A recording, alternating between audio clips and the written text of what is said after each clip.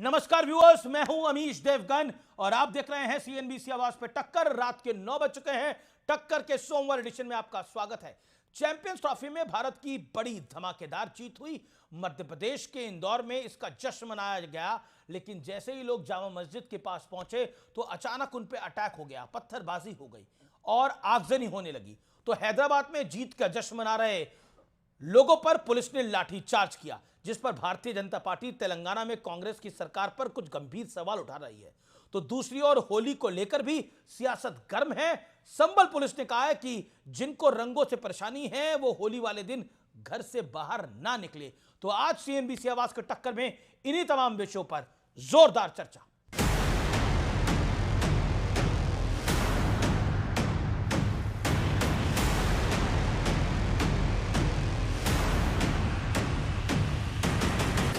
इन दो तस्वीरों में विवाद की कोई गुंजाइश नहीं है, क्योंकि एक तरफ संभल में भव्य होली की तैयारी है तो दूसरी तरफ चैंपियंस ट्रॉफी में भारत की जीत का जश्न। लेकिन जश्न के रंग में भंग डालने की पूरी कोशिश हुई।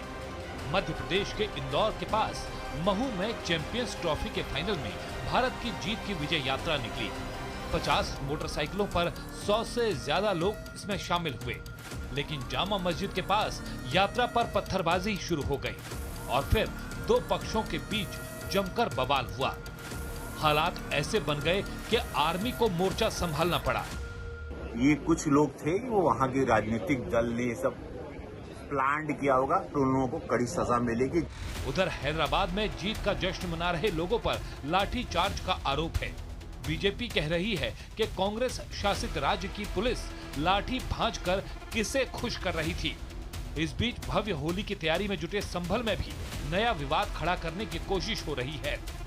जुम्मा साल में 52 बार आता है, होली साल में एक बार आती है। तो मुस्लिम समुदाय के लोगों को यदि किसी को लगता है भाई आपको होली के रंग से आपका धर्म भ्रष्ट हो जाएगा या जो भी है, तो वो उस दिन ना निकले, घर से ना निकले। प्रशासन तो कानून व्यवस्था संभालने में मुस्तैद है, लेकिन संभल के सीईओ अनुज चौधरी को विपक्ष कैसे टारगेट कर रहा है, ये भी देख लीजिए। एक लफंडर टाइप का सीईओ है और वो पुलिस अधिकारी की भाषा नहीं है। जबरदस्ती सूरमा बन के लोगों को भड़का के ये क्या हासिल करना चाहता है? खादी उतार के खादी पहन ले, चाहे जरूरा पहन ले, ऐसे अधिकारी समाज में जहर और नफरत फैलाने का काम करते हैं। ऐसे अधिकारी की तारीफ नहीं, बल्कि ऐसे अधिकारियों को तो कार्रवाई की जानी चाहिए, दंडित करना चाहिए। अनुज चौधरी के मुद्दे पर सीएम योगी ने कहा है कि जो हमारा पुलिस अधिकारी है वो पहलवान रहा है, अर्जुन अवार्डी है। अब पहलवानी के लहजे में बोलेगा तो कुछ लोगों को बुरा लग सकता है। तो आज इन तमाम मुद्दों पर होगी देश की सबसे बड़ी बहस। जीत का रंग किसने डाला भंग। और अब सुप्रसिद्ध विश्लेषण आइए देख लेते हैं। रंग में भंग का विश्लेषण, क्रिकेट की बात कर लेते हैं। एमपी के महू में जश्न मना रहे लोगों पर पथराव किया गया। ये तस्वीरें आप देख रहे हैं। जामा मस्जिद के पास विजय जुलूस पर पथराव किया गया, गाड़ियां दुकानें जलाई गई, फूकी गई। हैदराबाद में जश्न मना रहे लोगों पर लाठीचार्ज किया गया। बीजेपी का इस पर सवाल है, और सवाल क्या है कि किसे खुश कर रही थी कांग्रेस की वहां पर सरकार, यह एक सवाल है। लेकिन होली की बात करते हैं। संबल पुलिस का बयान है, उत्तर प्रदेश पुलिस का बयान है। सीईओ अनुज चौधरी ने कहा जुम्मा साल में 52 बार आता है और होली एक बार। जिन्हें रंग से परेशानी है वो होली वाले दिन घर पर ही नमाज अदा करें और बाहर निकलने पर अगर कोई रंग डाल दे तो उसका बुरा ना माने। कहा भी जाता है बुरा ना माने, होली है। लेकिन अब दिखाते हैं आपको विपक्ष के बयान क्या है, विपक्ष की राय क्या है। रामगोपाल यादव, कद्दावर नेता है सपा के, व्यवस्था बदलने पर ऐसे लोग जेल जाएंगे, यानी जेल जाने की धमकी। संजय सिंह आम आदमी पार्टी के सांसद हैं, अभी इनकी पार्टी दिल्ली में हारी है, पंजाब में स्ट्रगल कर रहे हैं। अनुज चौधरी लफंडर टाइप का सीईओ है। इसके अलावा भी कई नेताओं के और बयान है, मैं सारे नहीं बता रहा हूं। लेकिन आम जनता की राय क्या है, आम लोगों की राय क्या है। रंग भरी एकादशी पर अनुज चौधरी पर फूल बरसाए गए हैं। यह है अनुज चौधरी, और इसको योगी आदित्यनाथ ने पहलवान भी कहा है, और इन पर फूल बरसाए गए हैं। लेकिन बड़ा प्रश्न क्या है, मेरा आज का मूल और बड़ा प्रश्न है, कुछ लोग वोट बैंक के चक्कर में जनता के मूड के खिलाफ जा रहे हैं। बात करने के लिए डॉक्टर अजय आलोक, भारतीय जनता पार्टी के प्रवक्ता, मेरे साथ जुड़ रहे हैं। अभय दुबे हैं, कांग्रेस पार्टी के प्रवक्ता है। समाजवादी पार्टी को किस सवालों को घेरे में जो आज है अमीर जमई हैं, उनके नेता हैं, प्रवक्ता हैं। और मेरे साथ इस चर्चा में जुड़ रहे हैं फैज खान, जो कि राष्ट्रीय संयोजक हैं। इसके अलावा मेरे साथ जुड़ रहे हैं विवेक श्रीवास्तव, वरिष्ठ नेता हैं लेफ्ट पार्टीज के। मेरे साथ चिन्मयानंद बापू जी हैं, जो कि जाने माने कथावाचक हैं। उनका भी अभिनंदन है इस कार्यक्रम में। आप सबको मेरा नमस्कार। इस कार्यक्रम की मैं आगाज करता हूं। अमीर जमई, शुरुआत आपसे करते हैं। एक बात बताइए, चाहे होली हो चाहे क्रिकेट हो, बवाल क्यों शुरू हो जाता है? कभी एक विपक्ष की प्रवक्ता शमा जो है वो रोहित शर्मा पर सवाल खड़ा कर देती है। अब सीओ अनुज चौधरी ने बोला, उसको लफंडर कहा जा रहा है। उनको कहा जा रहा है कि हमारी सरकार आएगी तो इनको जेल डलवा देंगे हम लोग। रामगोपाल जी ने बोली ये बात, प्रोफेसर रामगोपाल यादव। अमीश देवगन जी, आप अनुज चौधरी जैसे लफंडर के साथ खड़े हैं, मुझे कोई इसमें बहुत अचरज नहीं हो रहा है। पहले आप देखिए, एक बात मैं समाजवादी पार्टी की तरफ से बहुत गंभीरता से कहना चाहता हूं। उत्तर प्रदेश के जो लोग हैं, हिंदू हों मुसलमान हों, बहुत ही प्रेम से होली भी मनाएंगे और बहुत ही प्रेम से रोज़ा इफ्तार भी चल रहा है। और सब लोग हमारे उत्तर प्रदेश में एक दूसरे का, सभी समाज में बहुत सम्मान है, बहुत प्रेम है, बहुत मोहब्बत है। ये भाजपाई लोग कहीं भाषा के नाम पे झगड़ा कर रहे हैं, कहीं धर्म के नाम पे, कहीं जाति के नाम पे। उत्तर प्रदेश में अगर एक बाबा साहब अम्बेडकर के घर के परिवार के लड़के को ब्याह करना हो तो पीएसी लगानी पड़ती है। ये तो उत्तर प्रदेश का लॉ एंड ऑर्डर है। सवाल पूछ रहा हूं, आप बता रहे हैं। मैं आपसे सवाल पूछ रहा हूं। अनुज चौधरी ने एक बात बोली, उसने बोला 52 बार आता है जुम्मा साल में, लेकिन होली एक बार आती है। सुनिए, आप अमीश जी, आप प्रधानमंत्री जी से कह के उसको एमएलए बना दीजिए, राज्यसभा बना दीजिए, उसको मुख्यमंत्री बना दीजिए। उसका जरा कैरेक्टर समझिए, वो क्या चीज है। डॉक्टर महेश शर्मा जी को तो आप जानते हैं, कितने बड़े नेता हैं दिल्ली के और नोएडा के। उसके साथ बदतमीजी के मामले में इसका ट्रांसफर हुआ। विजय पंडित हत्याकांड जो दादरी का बहुत गंभीर मामला था, इसमें यह नामजद था, इसको वहां से ट्रांसफर किया गया, इसको हटाया गया। अरे आपकी तकलीफ क्या है? विक्की त्यागी हत्याकांड। एक सेकंड मैं आपसे पूछ रहा हूं, बता रहा हूं ना, नहीं तो विक्की त्यागी, एक सेकंड, लेकिन आपके बड़े थोड़ा नेता तारीफ करने रामगोपाल यादव दीजिए। कह रहे हैं व्यवस्था बदलने पर ये लोग करने जेल दीजिए। जाएंगे। वो तो व्यवस्था बनाने की कोशिश कर रहे हैं कि हम बता रहे हैं। होली भी बन जाए, रमजान वहां पर जुम्मे की नमाज भी हो जाए। नहीं, विक्की त्यागी हत्याकांड में जो विक्की त्यागी की मां साहिबा थी सुप्रभा जी ने, उन्होंने उसको नामजद, उसमें ये नामजद पूरे मामले में ये अपनी जान बचाने के लिए भारतीय जनता पार्टी के राज में हिंदू मुसलमानों में ये दंगा करवाना चाहता है। और आदरणीय प्रोफेसर रामगोपाल यादव जी ने जो बात कही, वो बहुत गंभीर बात है।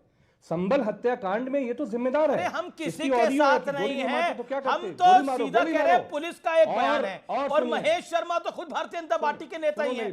आप जब कह रहे हैं कि महेश शर्मा के साथ उन्होंने कराई है, तो इसका मतलब वो किसी के साथ तो जुड़े हुए नहीं है। मेरा प्रश्न ये है कि आपसे जो मैंने सवाल पूछा उसका जवाब। अमीर जमई जी सुन लीजिए। नहीं, आपको 2.5 मिनट हो गए बोलते सुनिए मेरी बात। माननीय अखिलेश यादव जी ने ये कुश्ती करते थे, रीलबाजी करते थे पश्चिम में। माननीय अखिलेश यादव जी ने इनके ऊपर अनुकंपा की और ये सीधे कुश्ती कोटे से, पढ़ाई लिखाई नहीं किए हैं, कंपटीशन देकर नहीं आए, ये सीधे बन गए पुलिस फोर्स में ऑफिसर।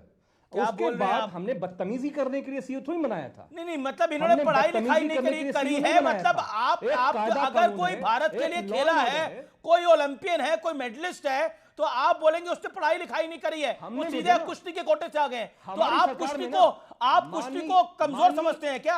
आप खेल को कमजोर समझते हैं? कई लोग क्रिकेट के कोटे से हैं, कई लोग क्रिकेट के कोटे से हैं, जिन्होंने T20 वर्ल्ड कप जितवाया था जोगिंदर शर्मा, वो क्रिकेट के कोटे से पुलिस के अंदर है, हरियाणा पुलिस के अंदर डीसीपी है वो।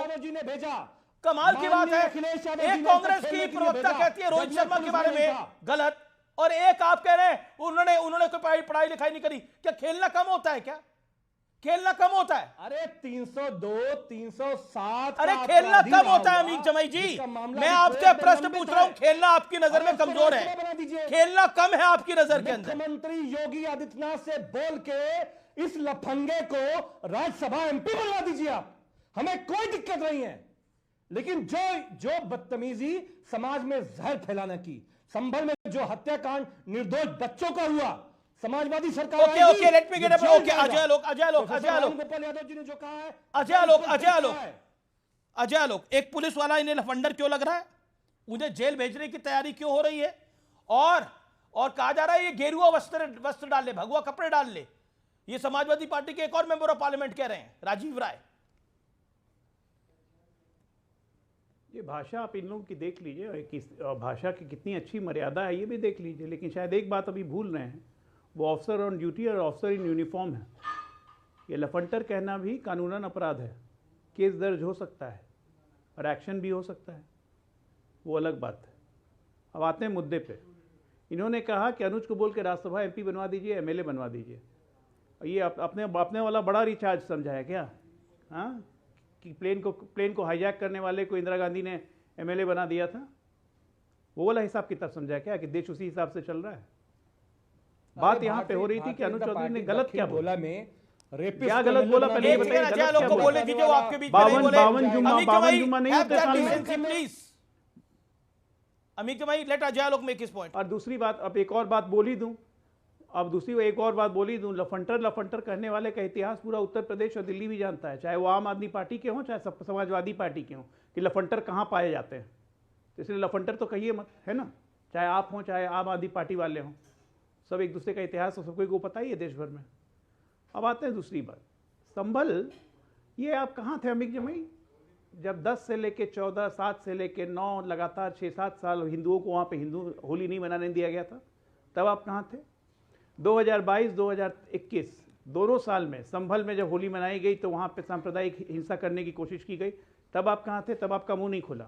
आज अगर एक ऑफिसर बोल रहा है कि भाई हिंदू मुसलमान, आप बात तो करते हैं गंगा जमुनी तहजीब की, जब गंगा जमुनी तहजीब है तो मुसलमान भी आराम से होली खेल सकता है, जुमे की नमाज भी हो सकती है, जैसा कि बिहार में जेडीयू के मंत्री बोल रहे हैं। आपको क्या दिक्कत है? क्यों नहीं ये काम कर सकते हैं?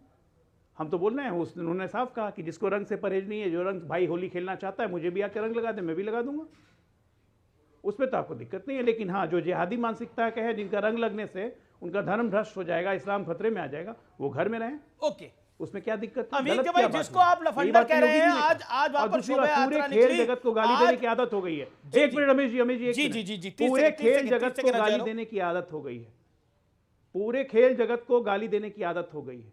मैं बता रहा हूं, पहले कांग्रेस पार्टी ने यही किया, भारतीय टीम के कप्तान के बारे में वो कमेंट्री करके फाइनल्स के पहले, माननीय अखिलेश यादव जी का, उसके बाद शमी के बारे में, मोहम्मद शमी के बारे में कि रोजे के दिन पानी क्यों पी रहा था, और आज इन्होंने साफ एक पहलवान अर्जुन अवार्डी पे कमेंट कर दिया। लेकिन जब आपराधिक कांडों में शामिल होने लगे इन लोगों तो विक्की त्यागी हत्याकांड हुआ, दुर्भावना भरी हुई है।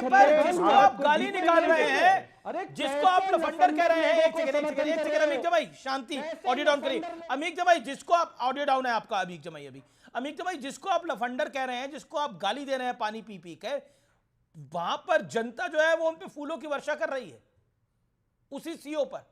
अब बताइए, आपकी राय से जनता की राय कितनी अलग है? भाई भैया अमीश देवगन जी, आपका ये जो भाजपाई दक्षिण टोला का लोग है ना, जब रेपिस्ट, गैंग रेपिस्ट जब छूटता है, तिहाड़ जेल से गुजरात जाता है ना, ये भाजपाई दक्षिण टोला का लोग फूल माला पहनाता है। आपका समाज ऐसा है, संघ का, आरएसएस का, बीजेपी का समाज। आप क्या कह रहे हैं?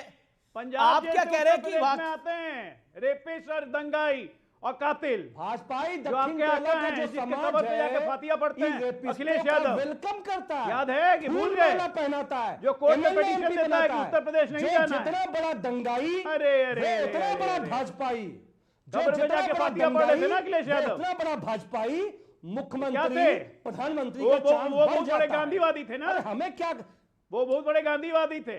क्यों? मैं तो नाम भी नहीं लेना चाहता हूं। माननीय अखिलेश यादव जी, शर्म नहीं आती है? आदरणीय मुख्यमंत्री योगी आदित्यनाथ जी का प्रोफाइल रख लो, बायोडाटा रख लो, देख लो कौन नेता है। एक आपका मुख्यमंत्री उत्तर प्रदेश का, रख लो, सामने रख लो। माननीय अखिलेश यादव जी, मना किया है, मैंने मना किया है। 2013 का मुजफ्फरनगर का दंगा रख लो, मैंने मना किया है। विधानसभा में वापस लेते हैं 5 मुख्यमंत्री। नहीं, एक सेकंड। आज मैं कुछ फैक्ट्स को सामने रख दूं। आज मैं, क्योंकि जिस अनुज चौधरी के बारे में अमीक जमाई ने इतनी खास बोला, लफंडर है और इसको तो हम ही ने बनाया था, इसकी तो अनुकंपा करी थी अखिलेश यादव ने। जो शब्द आपने यूज करा, अनुकंपा करी थी, जिस पर आपने अनुकंपा करी थी वो अर्जुन अवार्डी विनर है। और सेम बात आज आप कह रहे हैं, सेम बात आजम खान ने कही थी। याद है आपको, जब वो कमिश्नर से मिलने के लिए जा रहे थे, 27 लोगों को अंदर में जाना था, अनुज चौधरी ने बोला था 27 ही जा सकते हैं क्योंकि आदेश 27 का है, कानून को फॉलो करना पड़ेगा। उन्होंने भी यही बोला था, हमारी अनुकंपा तुम भूल गए। उन्होंने बोला कैसी अनुकंपा, अनुज चौधरी ने बोला था, कहा कैसी अनुकंपा, मैं अर्जुन अवार्डी विनर हूं, मेरे पर क्या अनुकंपा करेंगे आप लोग। मतलब ये तेवर, ये कलेवर, हमने अनुकंपा करी थी। आप राजा थे क्या सल्तनत के जो अनुकंपा करी थी अनुज चौधरी के ऊपर? ये भावना, मैं कहता हूं आप उनके बयान को क्रिटिसाइज करिए, आपका अधिकार है, लेकिन पुलिस का बयान है वो एक तरह से, और आप कह रहे हमने अनुकंपा करी थी और कोई पढ़ा लिखा नहीं है, वो तो खेल, सिर्फ खेल था। यानी खेल कमजोर है आपकी राय के अंदर है अमीक जमाई? Why you said this? हमारा ये कहना है टेक योर वर्ड्स बैक। हमारी सरकार में माननीय अखिलेश यादव जी ने, हमारी सरकार में हमने पुलिस फोर्स में लिया, हमने विदेश भेजा पढ़ने के लिए। अनुकंपा क्या करी थी? कानून की बका के लिए उनको लाए थे। तो अपनी चाकरी करने के लिए लाए थे क्या? मैंने पुलिस में भर्ती अपनी चाकरी कराने के लिए करी थी क्या? नहीं, बताइए, अपनी चाकरी करवाने के लिए पुलिस में भर्ती करवाया था? देखो देखो देखो देखो, मतलब वो गलत को भी सही बोले, इसके लिए उसको पुलिस में भर्ती करवाया था। बोलो ये बात वीरज आपने। आप एक लफंडर सीईओ का समर्थन कर रहे हो। मैं किसी की समर्थन नहीं कर रहा, मैं सिर्फ फैक्ट रख रहा हूं, मैं सिर्फ फैक्ट सामने रख रहा हूं। चाकरी करवाना चाहते थे ना? मुझे हैरत है, आज आप कर रहे हो। आजम खान तो जूता साफ करवा ही चुके हैं पुलिस वाले से, नहीं करवाया क्या? अरे मुजफ्फरनगर में आज एक बेटी को रेप करके फेंक दिया गया है, उसके कातिलों को भी बिठा लो, कातिलों को बिठा लो, पुलिस वाले इनकी भैंस खो रहे हैं, रेपिस्टों को यही मतलब है पुलिस से। क्या हो रहा है, क्या हो रहा है ये? मैं एक सेकंड मेरे को इस चर्चा में किसी और को भी लाना पड़ेगा। देखिए, ऐसा नहीं हो सकता कि वन साइडेड ये चर्चा चलती रहे। मेरे साथ चिन्मयानंद बापू, जाने माने कथावाचक हैं। चिन्मयानंद बापू, हो सकता है कि किसी के शब्द नहीं अच्छे लगे हो, I totally agree, that is acceptable, लेकिन क्या पॉलिटिकली इस तरह की बयानबाजी, चाहे महू में हमने देखा भारत मैच जीता और जामा मस्जिद के पास जुलूस निकला तो पत्थर पड़ने लग गए, मध्य प्रदेश में।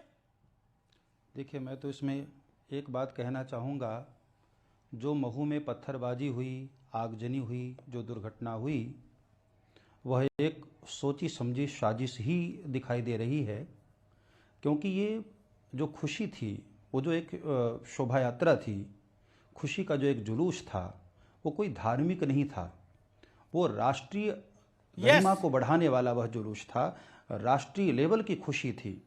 यदि किसी को भारत देश की जीत पर यदि आपत्ति हो रही है और पत्थरबाजी कर रहे हैं, तो इसका मतलब है वो पाकिस्तान परस्त सोच वाले लोग हैं, और ऐसे लोगों को हमारे देश से कोई न तो प्यार है, न कोई उनको मोहब्बत है, ना ही उनको हमारे देश में रहने का अधिकार होना चाहिए जी। और अभी अभी जिन सज्जन ने ये सब बातें कही, पहली बात तो मैं कहना चाहूँगा कि राजनीति का मतलब ये नहीं कि आप भाषाई स्तर पर बिल्कुल नीचे गिर जाएं। किसी भी सरकारी ऑफिसर को इस तरह से बोलने से ये समाज में आपके चरित्र का दर्शन समाज स्पष्ट अच्छी तरह से दिख रहा है। जिस समय आजम खां की भैंसें खो गईं और उस वक्त पुलिस वालों को उनकी भैंसें खोजने के लिए लगा दिया गया, तब क्या वह पुलिस वालों की प्रशंसा कर रहे थे? ये क्या वह पुलिस वालों के साथ अच्छा व्यवहार कर रहे थे? आज जब कोई पुलिस ऑफिसर एक सेकंड, उनको वो आपकी बीच में नहीं बोला, बचाने के लिए, आप वरिष्ठ आदमी हैं, इसलिए मुझे बोलने दीजिए पूरी बात। नहीं, उनको ज्यादा राजनीति में ज्ञान मत दीजिए। आप जब आप बताइए कि महाकुंभ में कैसे हिंदू मारे गए, बोल सकते हो? हिम्मत है? कैसे कोई हिंदू नहीं मारे गए वहां पर। होली आने वाली है, आपके समय में भी जब कुंभ मेला लगा था, तब भी मैं वहां मौजूद था, तब भी मेरा कैंप लगा था। पब्लिक इतनी परेशान हुई थी आपके समय राज्य में भी जब कुंभ मेला था। के खिलाफ यहाँ पे बोल सको, क्या बोले थे बताओ? ऐसा नहीं है, जो अच्छा करेगा उसकी प्रशंसा होगी और जो बुरा करेगा उसकी बुराई होगी। आप बोलिए, चिन्मयानंद जी, आप अपनी वाणी को समाप्त करिए, बोलिए आप। मैं यही कहना चाह रहा था अपने वक्तव्य को, जिस तरह से इन लोगों ने अपनी भाषाई स्तर को नीचे गिरा दिया है, समाज इनके चरित्र को और उनके व्यवहार को अच्छी तरह से देख रहा है, और ये फ्रस्ट्रेशन इनके चेहरे पर स्पष्ट दिखाई दे रहा है।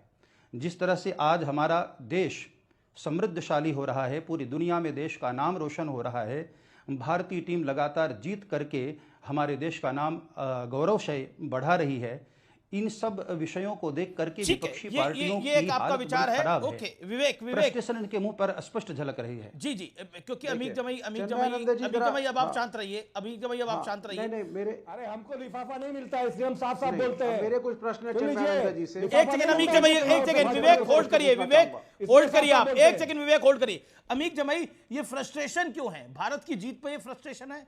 भारत क्योंकि जो चिन्मयानंद बापू कह रहे हैं वो कह रहे हैं कि फ्रस्ट्रेशन क्यों है? शांत होइए ना, खुशी मनाइए। भारत कैसे साधु संत हैं?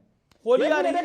एक मिनट, ये कैसे साधु संत हैं जब स्वामी अभिमुक्तेश्वरानंद जैसे जिंदा में बोल रहे थे कि श्रद्धालु कैसे मारे गए योगी सरकार में, ये चिन्मयानंद आपके खामोश थे। कहां से लिफाफा आता है? भाजपाइयों से लिफाफा आता है। जितना लिफाफा, जितना क्या बोल रहे हैं आप? भाषा देखिए अमीक चिन्मयानंद जी, उस वक्त आपकी ही सत्ता थी। खराब भाषा का इस्तेमाल कर रहे हैं अमीक जमाई। लिफाफा आता है मतलब एक साधु एक कथावाचक बैठे हुए हैं, उनको आप बोल रहे हैं कि लिफाफा आता है। मतलब एक पुलिस ऑफिसर को आप कह रहे हैं लफंगा। एक सेकंड, अब आप देखिए, एक पुलिस ऑफिसर को आप कह रहे हैं लफंगा। वहां मऊ में जो इंसिडेंट हो गया उसके ऊपर आपकी चुप्पी है। मतलब क्या हो गया है आपको? भारत जीता है, होली आने वाली है, आपके चेहरे पर तनाव ऐसे दिख रहा है, पता नहीं क्या हो गया। पुलिस इतने गुस्से में आप नोबेल दिलवा दीजिए। आपका तो चलता है ना राज्यसभा दिलवा दीजिए। ओके, फैज खान को लेके आइए चर्चा में। फैज खान को लेके आइए देना बेदूबे। फैज खान, ये क्यों इतना क्रोध क्यों? बिस्मिल्लाहिर्रहमानिर्रहीम रब्बिश रहली सदरी व यस्सिर ली अमरी वहलुल उक़दतन मिन लिसानी यफ़क़हू क़ौली। देखिए अमीश भाई, बहकाना, वर्गलाना, भड़काना ये सब शैतानी काम है। महकाना और लोगों को जोड़कर चलना ये खुदाई काम है। अपने देश की सेना पर पत्थरबाजी करना, पुलिस वालों को गालियां देना, अपने देश के जो एशियाड और ओलंपिक के चैंपियंस हैं, इस आधार पर जो लोग सेना में पुलिस में नौकरी कर रहे हैं उनको लफंडर कहना, ये सब शैतानी काम है। और शैतानी काम करने वाले लोगों ने ही इस देश का विभाजन किया था। और आज भी इनके चेहरे पर जो दिख रहा है वो चीज़ वही दिख रही है। भारत जीत चुका है तो इनके चेहरे पर बेचैनी है। एक शांति का संदेश दिया गया एक मौलाना की ओर से कि भाई अब 1 घंटा जुमे का समय बढ़ा लेंगे, तो ये उसको स्वीकार नहीं कर रहे हैं। अनुज चौधरी जी ने स्वयं कहा कि निकलो घर से बाहर, मना नहीं किया पर बड़ा दिल करके निकलो कि यदि आपके कुर्ते में कोई रंग का छींटा लग जाए तो दंगा फसाद करने ना लग जाओ। उन्होंने आगे ये भी कहा, हाँ कोई जबरदस्ती रंग डालने की कोशिश करेगा किसी नमाजी पर तो हम उसके ऊपर भी कार्रवाई करेंगे। पूरा वीडियो यदि आप देखेंगे तो पता चलेगा कि जुमे और होली के दिन जो पहल करेगा दंगे की, हम उस पर कार्रवाई करेंगे, उन्होंने ये कहा है। लेकिन ये पहला पक्ष ले लिए हैं क्योंकि इनकी आदत है, डॉक्टर यदि जाए कोरोना के समय पर तो उनको पत्थर मारना है, अपने देश की सेना को पत्थर मारना है, अपने पुलिस वालों को, अपने खिलाड़ियों को अपशब्द कहना है। यही वो मानसिकता है जो कहती है भारत तेरे टुकड़े होंगे इंशाअल्लाह। यही वो मानसिकता है जो कहती थी 1947 में हैदराबाद को पाकिस्तान से मिला देंगे। यही वो मानसिकता है जो आज भी कह रही है कि हम उस समय होते तो पाकिस्तान की सीमा लखनऊ तक ला देते। यही वो मानसिकता है जो कहती है देश के प्रधानमंत्री नरेंद्र मोदी जी की बोटी बोटी कर देंगे, अल्लाह उनको लंबी उम्र दे। यही वो मानसिकता है जो कहती है असम चिकन नेक को काट देंगे। यही मानसिकता के लोग, शैतानी मानसिकता के लोग जो यहां पर बैठे हुए हैं और भारत की जीत बर्दाश्त नहीं कर रहे हैं। जुमा और होली एक साथ चल जाए वो बर्दाश्त नहीं हो रहा है। जी जी जी जी, मैं रुक करता हूं अब अमीक जमाई का। अमीक जमाई इसका जवाब, देन विवेक एंड अभय दुबे। अमीक जमाई देखो, सभ्य शब्दों में दीजिएगा, सभ्य शब्दों में। होली का जो ट्रेडिशन है हमारे भारत में जो होली का ट्रेडिशन है अमीश जी, मैं आपको एक बहुत ऐतिहासिक बात बताऊं। हमारे देश में एक बहुत बड़े गर्म दल के नेता हुए मौलाना हसरत मोहानी। मौलाना हसरत मोहानी दिल्ली से बांसुरी बजाते हुए इतने बड़े कृष्ण भक्त थे कि उनका इतिहास में बहुत बड़ा नाम है। और वो पहुँचते थे मथुरा और वहाँ पे पूरे प्रोग्राम में वो शिरकत करते थे। सवाल ये है कि किसी को ज़बरदस्ती, जैसे कल नमाज का वाक़या हुआ, जब नमाज में भारत की टीम के लिए हिंदुस्तान में दुआएं हो रही हों, बिल्कुल हुई, और जब एक कट्टरपंथी मौलाना ने जब शमी मोहम्मद पे बयान दिया, उसके बाद इस देश के सभी उलमाओं ने उसको कंडेम करते हुए भारत की टीम को दुआएं दी कि आप जीत कर आइए, रोजे से कोई मतलब नहीं है, आप रोजा बाद में कर लीजिएगा। तो जब ऐसा माहौल चल रहा हो और जब आप जश्न मनाने के लिए महू में निकल रहे हैं जश्न तो सबका है, लेकिन मस्जिद के अंदर एक हिंदू महिला ने, मैं टीवी पे सुन रहा था कि मस्जिद के अंदर सुतली बम फेंके गए, वहां पे गंदी गंदी मुसलमानों को गालियां दी जा रही। ये कोई बात हुई? इस जश्न को तो सबको मनाना चाहिए। मेरे पास ऐसी कोई जानकारी नहीं है। मिलकर करना नहीं, मेरे पास ऐसी कोई जानकारी नहीं आई है। ना मेरे पास, हमारे पास ऐसी कोई जानकारी नहीं आई है। वहां गाड़ियां फूकी गई हैं, वहां दुकानें जलाई गई है। भेज दूं? आप चलवाएंगे अगर मैं भेज दूं? नहीं, ये अब आप चलवाएंगे, मैं भेज दूं। अब कमाल की बात है, आप भेजेंगे तो हम चलाएंगे, क्यों नहीं चलाएंगे? लेकिन आपके भेजने पे क्यों चलाएंगे? हमारे पास नहीं, मैं ये कह रहा हूं, क्या वहां पर भारत की जीत के ऊपर ओके फैज खान जवाब। इनको भगवा पर आरोप लगाना है, इनको हिंदुओं, इन लोगों को भगवा पर आरोप लगाना है, उसको भगवा पहना दो। हिंदुओं पर आरोप लगाना है, अरे भगवा रंग क्या है? तिरंगे का सबसे ऊंचा रंग है। ख्वाजा मोइनुद्दीन चिश्ती अजमेरी भगवा रंग पहनते रहे। मेरा रंग दे बसंती चोला भगत सिंह, अशफाक उल्लाह खान ने गीत गाया। आप भगवे का अपमान ऐसे कर रहे हैं, उनको भगवा पहना दो जैसे भगवा कोई अपमानजनक बात है। इसके साथ साथ मैं आपको बता दूं, इसके पहले भी ये बदतमीजी वाली बात कर चुके हैं और देश को तोड़ने वाली बात कर चुके हैं। और मैं बार बार इनसे निवेदन करता हूं कि ऐसा ना करें, सुलझाने वाली बात करें। आप जो कहते हैं इस्लाम की छवि गलत बनती है, मुसलमानों की छवि गलत बनती है, अपने दामन पे जो दाग है उसे दूर कीजिए। किस हिंदू महिला ने क्या कर दिया, मस्जिद पर हमला कर दिया, ये भड़काने वाली बातें ना करो भाई। जो कश्मीर में अलग करने की बात कर रहे थे और बम विस्फोट कर रहे थे, उनको सुधारो। जो गोहत्या कर रहे हैं उनको सुधारो। उनको सुधारने के लिए आप बातें नहीं है। हिंदू बहनों को आरोप लगा रहे हैं कि उसने बम फेंक दिया। अरे कोई हिंदू लड़की कोई बम फेंकेगी? अरे फैज समझना चाहिए आप। इतने अंधभक्त मत बन जाओ। मैंने ये कहा नहीं, देखिए ये सब एक हिंदू बहन ने ये बताया कि हाँ भैया, ओ मैं वतन का वफादार हूँ, वतन का गद्दार नहीं बनूंगा। वतन का वफादार हूँ, अंधभक्त बोलो, जो बोलना है बोलो, है ना। पाकिस्तान जिंदाबाद के नारे नहीं लगा सकता मैं, नहीं लगा सकता। जो ब्रिटिश राज का दलाल हुआ, फिलिस्तीन जिंदाबाद के नारे नहीं लगा सकता मैं ये नहीं बोल सकता। मेरी गर्दन पर छुरी भी रख दो तो मैं भारत माता की जय नहीं बोलूंगा। वो आप लोगों की विचारधारा है, गर्दन पर छुरी रख दो, भारत माता की जय नहीं बोलूंगा। फैज खान, मैं आपको जानता हूं, आप गौ हत्या के खिलाफ आप आंदोलन चलाते थे, मैं जानता हूं, मैं आपका सम्मान करता हूं। इस उत्तर प्रदेश में गौ हत्या देश में नंबर 1 पे है, टॉप पे है। ठीक है, मैं अभय दुबे को लेके आता हूं, चर्चा काहे नहीं बंद हो रहा है गौ हत्या? गलत तथ्य नहीं गलत तथ्य। गाय का गोश्त दुनिया में सबसे ज्यादा एक्सपोर्ट। एक सेकंड, अभय दुबे, आप खुद मध्य प्रदेश से आते हैं। Abhay Dubey on screen, no one else. Okay Abhay Dubey, आप खुद मध्य प्रदेश में आते हैं। महू में जो महू में हुआ वो घटना बड़ी दुखद थी, लेकिन विवाद तो ये भी है कि आपकी एक प्रवक्ता ने, कांग्रेस की एक प्रवक्ता ने रोहित शर्मा को जिस तरह की अभद्र बातें करी, उसके बाद उसने परफॉर्म करा। क्या कहना चाहते हैं आप? आज बीजेपी कह रही है कि कांग्रेस नाखुश है। देखिए, भारतीय जनता पार्टी को हर चीज में राजनीति करने दीजिए। उनको सत्ता की भूख वो देश के ऊपर रखते हैं जी। बात संभल के अनुज चौधरी जी की है। अर्जुन अवार्डी एक स्पोर्ट्समैन है, हम सबको सम्मान करना चाहिए। विवाद कहाँ से खड़ा हुआ? उत्तर प्रदेश के पूर्व डीजीपी स्तर के अधिकारी ने बयान दिया कि पुलिस का काम है लॉ एंड ऑर्डर को हैंडल करना। पुलिस का काम ये नहीं है कि लोगों को कहे कि घर में रहिएगा, अगर आप बाहर होली के दिन होली नहीं खेलना चाहते हैं तो घर में रहिए। घर में बंद करने का आदेश नहीं दे सकते आप। कानून व्यवस्था को संभालना आपका दायित्व है। कल से क्राइम अगर आईपीसी के बढ़ गए, झगड़े, लूट डकैतियां होने लगी और आप कहो कि साहब इससे बचना है तो घर में बंद करके रहिए, ये बात ठीक नहीं है, उचित वक्तव्य नहीं है। महू में मैं नहीं पूरा वक्तव्य नहीं है ये। वहां जामा मस्जिद के सुनिए ना, आप चला दीजिएगा, मैं अगर गलत कह रहा हूं तो ठीक है।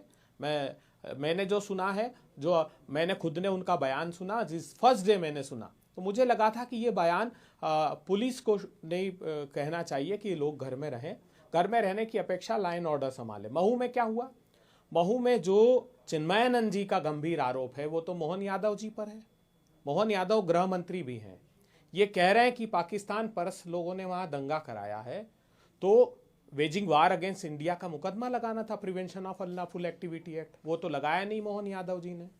वहां पर मैं नहीं कह रहा हूं, वहां जी बड़ा बयान आ रहा है। पहली बार बीसीसीआई ने ऑन रिकॉर्ड एक बयान दिया है। शमा मोहम्मद पर बीसीसीआई के आईपीएल चेयरमैन अरुण धूमल ने एक ऑफिशियल बयान दिया है। सीधे तौर पे कहा है कि उन्हें इन मोहतरमा को पहले कौन जानता था। कोई जानता नहीं था। रोहित शर्मा के पर बयान देने के बाद इन्हें मशहूर होने के लिए इस तरह का बयान दिया है।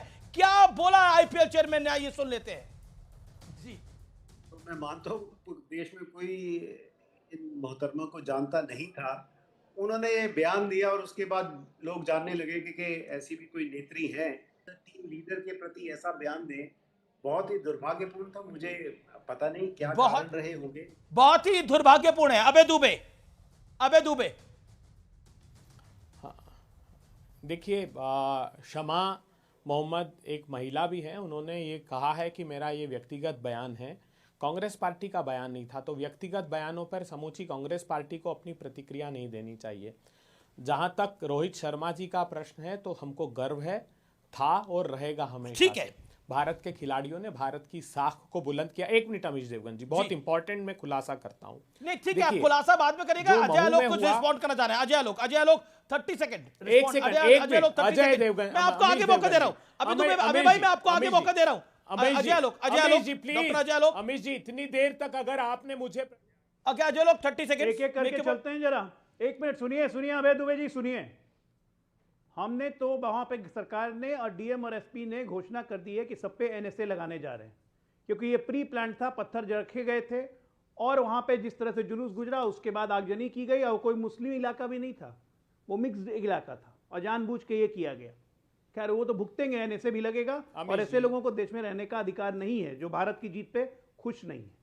जरा मुझे बताइए था, हैदराबाद में पुलिस ने लाठीचार्ज क्यों किया भाई, जीत के जश्न मनाने वाले भारतीयों पे? जी ओके, 30 सेकंड जान। रेवंत रेड्डी को क्या मिर्ची लग गई? जी ओके, अजय लोग 30 सेकंड जान। ओके, अबे दुबे जी, उनको अमीश जी बहुत महत्वपूर्ण है। आप वीडियो भी देखिएगा और ऑडियो भी सुनिएगा, मुझे लगेगा आपको आवाज आएगी। तो मुझे इस बात की समझ है कि आपको आवाज नहीं आ रही है। कुछ गुंडों ने अराजकता फैलाई।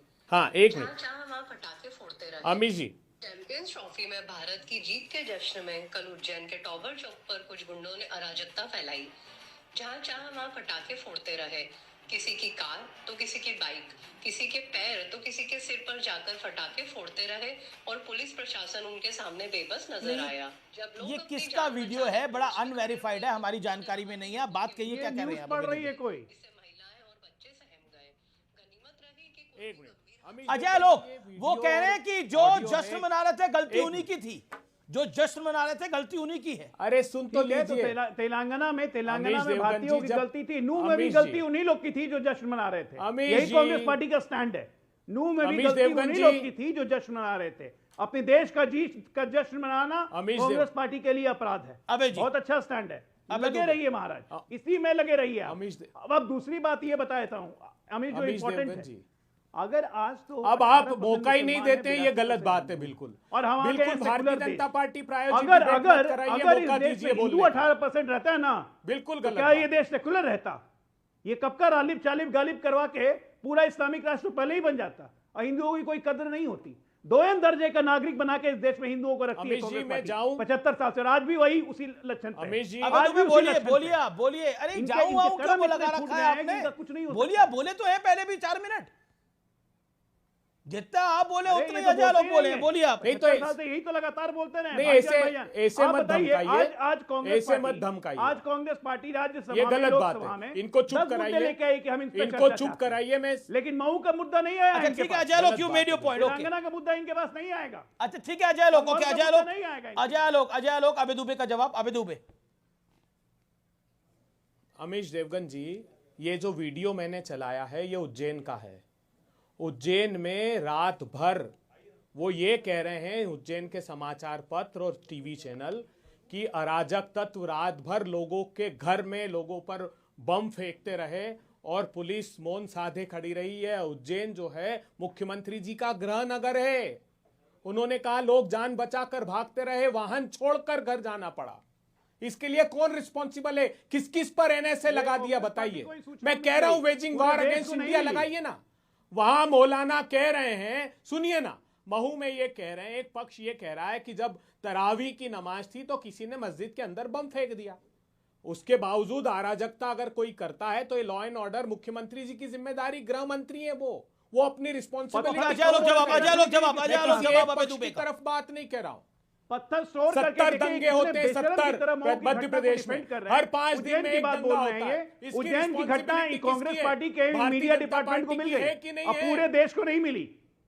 भारतीय नहीं, जनता पूरे पार्टी देश के की है मीडिया कि को नहीं उसकी ये खबर नहीं जिम्मेदारी? हुई उज्जैन में, लेकिन Law Congress and party order के मीडिया को मिल गई। किसकी ये रिस्पॉन्सिबिलिटी? तरावी की नमाज उत्तर बता रहे हैं मऊ प्रदेश की में घटना में किसकी किसी ने सुतली बम responsibility फेंक है? दिया, लेकिन ये नहीं बता रहे कि मस्जिद के बाहर पत्थर क्यों जमा करके रखा हुआ था, हिंदुओं के दुकान क्यों फूंक दिए गए, अरे साहब आप बताओ ना, गाड़ियों में आग सरकार लगा आपकी दी, है, क्यों लगा दी ये गई हिंदुओं जिम्मेदारी की गाड़ी किसकी में? है ये प्रोटेक्ट नहीं करने जवाब की? देंगे उसका। चलिए इनको आपको आप मोहब्बत वही समझिए, है, ये आज अगर की वहां मोहब्बत पर नहीं है, वहां पर ये आज जश्न की में मोहब्बत खलल नहीं है। डाला ये दर्द दिल या का रिश्ता हिंदुओं बहुत पर पुराना पथराव भाई, किया तो बहुत जिम्मेदारी पुराना किसकी रिश्ता थी? है।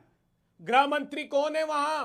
कौन जिम्मेदारी किसी की नहीं, रिस्पॉन्सिबिलिटी आप करेगा? जैसे लोगों के कारण मुख्यमंत्री पथराव होता है। करेंगे कि नहीं और आज करेंगे? जैसे आपको अबे रिलीफ दुबे बाप करने शांत की होइए ना। हिम्मत नहीं है आपको। कौन है? ओके उत्तर ओके प्रदेश विवेक के विवेक विवेक आपको श्रीवास्तव condemn विवेक करने की हिम्मत नहीं हो, लोग विवेक हम श्रीवास्तव लगाएंगे। संबल टू मऊ जी ये क्यों?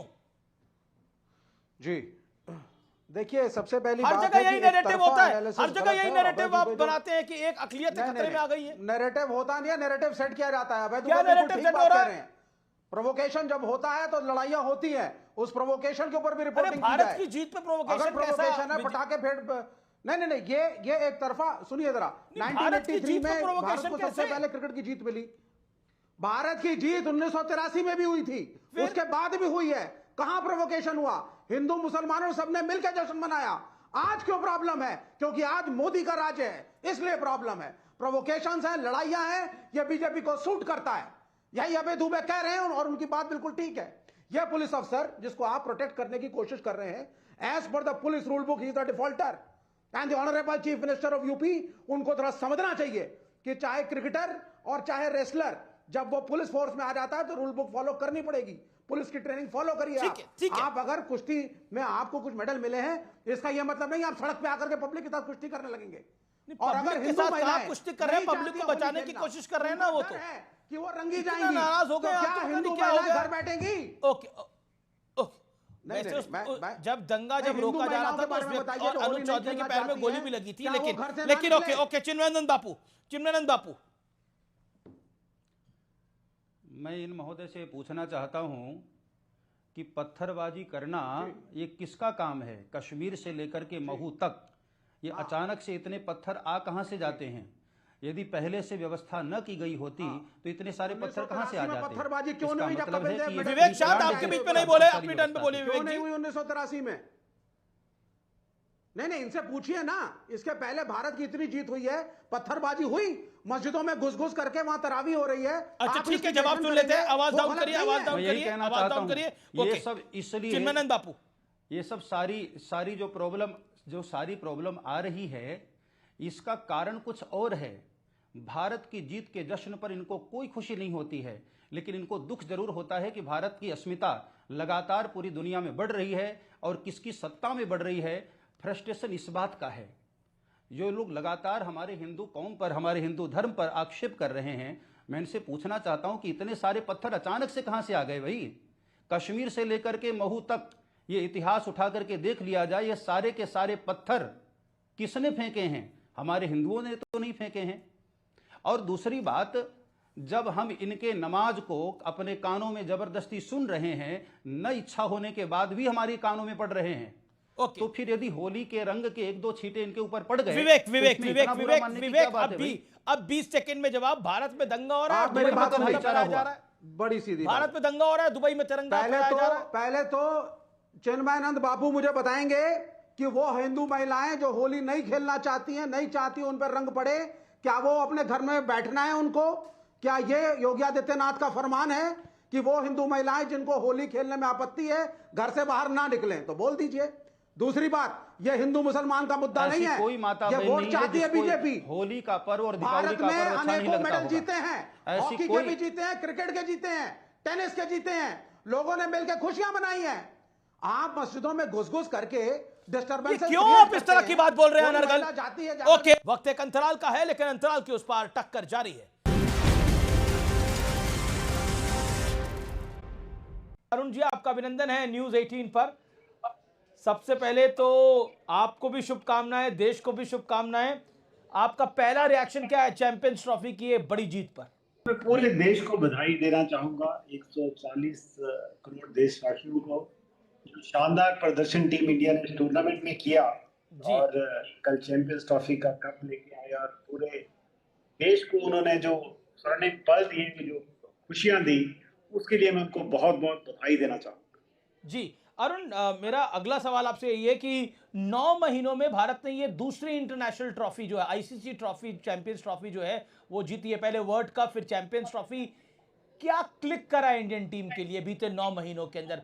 ऑस्ट्रेलियन दौरे में हमने देखा एक डाउन स्लाइड जाते हुए। What click for India? Amish ji, 9 महीने के अगर उससे पहले भी हम ओडीआई वर्ल्ड कप देखें तो हम बैक टू बैक सारी गेम्स अपनी जीते थे।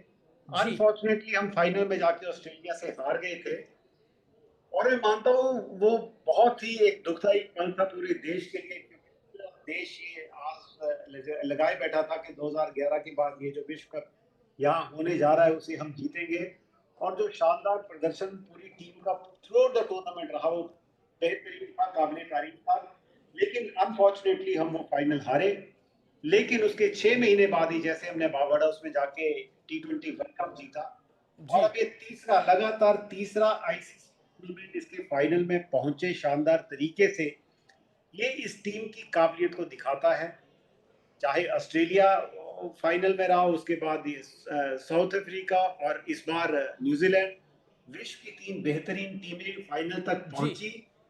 लेकिन उनके आगे अगर फाइनल में कोई खड़ा था तो भारतीय टीम खड़ी थी जी, और मैं बधाई देना चाहूंगा इस शानदार प्रदर्शन की। जी, लेकिन अब इस जीत के बाद कई सारे सवाल जरूर खड़े हो गए हैं कि कौन कौन से प्लेयर रिटायरमेंट लेंगे। हालांकि रोहित शर्मा ने तो मना कर दिया है कि वो अभी रिटायरमेंट फिलहाल नहीं ले रहे हैं। लेकिन क्या आपको लगता है इसके बाद एक ज्यादा युवा भारतीय क्रिकेट टीम खड़ी होगी, क्योंकि अगले वर्ल्ड कप की तैयारी करनी है? देखिए, डेफिनेटली रोहित जिस तरीके से कल खेले और उन्होंने अपना बेहतरीन प्रदर्शन कर दिया, और वैसे भी कहा जाता है कि अगर रोहित 10-15 ओवर किसी ओडीआई में खेल ले तो भारतीय टीम की जीत निश्चित है। और वैसा हमने कल देखा। जी, जो महान खिलाड़ी है उनको पता है उनको कब रिटायरमेंट में ध्यान देने की जरूरत नहीं। और मैं मानता हूँ बिल्कुल ठीक किया रोहित ने, जब उनको लगेगा कि अब वो भारत के लिए उतना बेहतरीन प्रदर्शन नहीं कर पाएंगे और निश्चित तौर पर उस पर अपनी कॉल लेंगे। ये हमारे स्पेकुलेशन मीडिया में चलता रहता है, लोगों में चलता रहता है, फैंस में चलता रहता है, लेकिन जो बेहतरीन खिलाड़ी होते हैं उनको पता है when to hang their boots, उनको पता है कब उन्होंने रिटायरमेंट की घोषणा ली है। हमारे पास जबरदस्त बेंच स्ट्रेंथ है, लेकिन किसी भी टीम को एक काबिल लीडर की जरूरत होती है। जिस तरीके की अच्छी ट्रांजिशन सचिन के बाद फिर धोनी के बाद फिर विराट से रोहित, मैं मानता हूँ उसके लिए वो तैयारी कर रहे होंगे। जब उनको लगेगा कि टीम एक अच्छे लीडर के हाथों में आ गई है तब वो कॉल लेंगे। लेकिन मैं मानता हूँ जिस तरीके की बेंच स्ट्रेंथ आज इंडिया के पास है, हमारे पास बेहतरीन टीम है, किसी भी टीम का मुकाबला करें। लेकिन एक सवाल जो की है कि मैं पॉलिटिक्स को बीच में नहीं लाना चाहता था, लेकिन ये प्रश्न रोहित शर्मा पर ही खड़ा हुआ और कांग्रेस की एक प्रवक्ता शमा मोहम्मद हैं, उन्होंने रोहित शर्मा की फिटनेस पे सवाल खड़े करे और बहुत ही डेरोगेटरी शब्दों का, अपमानजनक शब्दों का इस्तेमाल करा। इस कंट्रोवर्सी को आप कैसे देखते हैं? इस पर आप क्या कहना चाहेंगे? देखिए, हिंदी की एक पुरानी कहावत है कि बदनाम होंगे तो क्या नाम ना होगा। जी, तो मैं मानता हूँ देश में कोई इन मोहतरमा को जानता नहीं था। उन्होंने ये बयान दिया और उसके बाद लोग जानने लगे कि ऐसी भी कोई नेत्री है। दुर्भाग्यपूर्ण था जब आपकी क्रिकेट टीम सेमीफाइनल खेलने जा रही हो ऑस्ट्रेलिया के अगेंस्ट, उसके एक दिन पहले ऐसा बयान आना, मैं मानता हूँ बहुत ही दुर्भाग्यपूर्ण था। लेकिन जो बेहतरीन और जो महान खिलाड़ी होते हैं वो वाद विवाद में नहीं पड़ते, अपने बल्ले से उस चीज का जवाब देते हैं। रोहित ने, मैं मानता हूँ, फाइनल में दिया और वो प्रदर्शन करके दिखाया। टीम इंडिया को चैंपियन बनाकर वो भारत ला रहे हैं। मैं उनको बहुत बहुत बधाई। जी, लेकिन जब आपने पहली बार ये बयान सुना या फिर आपने जब ये ट्वीट देखा तो आपके मन में क्या बात आई एज अ इंडियन, भारतीय होने के नाते? बहुत ही दुर्भाग्यपूर्ण बयान था, बचकाना बयान था। आपको जब पता है कि आपकी टीम एक क्रूशियल मैच खेलने जा रही है और आप उस टीम लीडर के प्रति ऐसा बयान दें, बहुत ही दुर्भाग्यपूर्ण था। मुझे पता नहीं क्या कारण रहे होंगे। प्रवक्ताओं का काम होता है बयान देना और बोलना, लेकिन जैसा मैंने कहा, महान खिलाड़ी उस चीज का जवाब अपने बल्ले से देते हैं, अपने प्रदर्शन से देते हैं। जी, और रोहित ने दिया, उससे ज्यादा मैं इस बात पर टिप्पणी नहीं करना चाहूंगा। जी, चलिए एक सवाल थोड़ा पर्सनल है, आप कितना कल खुद नाचे जब भारत ने ये चैंपियंस ट्रॉफी जीती? नहीं, डेफिनेटली मैं भी पूरे देश के 140 करोड़ लोगों के साथ सम्मिलित था इस जश्न में, इस जी माहौल को उसको एंजॉय करने में। बहुत नाचे, और सनी भाई जब नाचे और जिन्होंने हमें 83 का वर्ल्ड कप दिलाया था, उस टीम के वो एक महत्वपूर्ण अंग थे, हिस्सा थे, कल वो भी नाच रहे थे क्योंकि उन्होंने भी इस टीम का प्रदर्शन देखा। Back to back ICC trophies में फाइनल में पहुंचना एक बहुत बड़ा मुकाम होता है। वो हिंदुस्तान की टीम ने न केवल हासिल किया बल्कि 2 टूर्नामेंट बैक टू बैक जीते हैं। ये उनके साथ शानदार प्रदर्शन को दर्शाता है और इस टीम की काबिलियत दर्शाता है। इस टीम की काबिलियत को दर्शाता है। लेकिन देखिए पाकिस्तान कल बहुत हताश था, बहुत निराश था। वो होस्ट कंट्री था और वो सेमीफाइनल तो छोड़ो, वो पहले बार हो गया। अब इस पे कंट्रोवर्सी बना दी कि उनका कोई अधिकारी भी वहां पर नहीं था जब मंच पे, उस पर आप क्या कहना चाहते हैं? दुर्भाग्यपूर्ण है, पाकिस्तान होस्ट था, उनका किसी न किसी रिप्रेजेंटेटिव को आना चाहिए था। मैं मानता हूँ हो सकता है कहीं बिजी हो, क्योंकि जो पाकिस्तान बोर्ड के अध्यक्ष हैं वो वहाँ के गृह मंत्री भी हैं, तो कोई कारण रहे होंगे वो वहाँ किसी कारणवश। अब बिजी क्या होंगे अरुण भाई, बिजी क्या होंगे? बुरा लग रहा होगा, होस्ट कंट्री है और सेमीफाइनल तक भी नहीं जा पहुंचे, पहले ही नॉकआउट। निश्चित तौर पर बुरा लगता है, लेकिन मैं मानता हूँ वर्ल्ड क्रिकेट में एक बहुत बड़ा अहम हिस्सा है। मैं चाहूंगा कि आगे वो अच्छा प्रदर्शन करें एज ए टीम के नाते। कहीं ना कहीं मुझे लगता है कि as a team, as a unit वो नहीं खेल पाए और जितना बढ़िया प्रदर्शन उनसे अपेक्षित था वो नहीं कर पाए, लेकिन मैं उनको आने वाले टूर्नामेंट हमें देना चाहूंगा। निश्चित तौर पर बुरा लगता है जब आप होस्ट हो, आपकी टीम का ऐसा प्रदर्शन रहा हो कि आप एक भी मैच ना जीत पाए, लेकिन वर्ल्ड क्रिकेट के लिए मैं मानता हूं अच्छा साइन नहीं है। मैं अपनी कामनाएं देना चाहूंगा, लेकिन निश्चित तौर पर भारतीय टीम का प्रदर्शन पिछले लगभग 2 साल से काबिले तारीफ है। जिस तरीके से उन्होंने बैक टू बैक टूर्नामेंट, और मुझे लगता है 3 आईसीसी टूर्नामेंट में शायद ही वो एक ही मैच शायद वो फाइनल हारे थे, इसके अलावा हर गेम उन्होंने जीती। ये इस टीम की कोर स्ट्रेंथ को दर्शाता है। और मैं बधाई देना चाहूंगा टीम के कप्तान रोहित शर्मा को, जिस तरीके से उन्होंने लीड किया फ्रॉम द फ्रंट, चाहे ओडीआई वर्ल्ड कप हो, चाहे T20 वर्ल्ड कप हो, और कल का मैच हो। बहुत तो आपके अनुसार ये जो रोको की जोड़ी है, इसको कोई नहीं रोक सकता? बिल्कुल कोई रोको ना दीवानों को कहते हैं ना, तो इसीलिए दीवानों को चलने दीजिए, ऐसा ही प्रदर्शन करने दीजिए और देश को ऐसा जश्न मनाने का और मौका मिलता रहे, यही मेरी शुभकामना। बहुत बहुत शुक्रिया अरुण जी आपका हमारे साथ जुड़ने के लिए, ये संवाद करने के लिए इतने महत्वपूर्ण दिन पर। Thank you so much.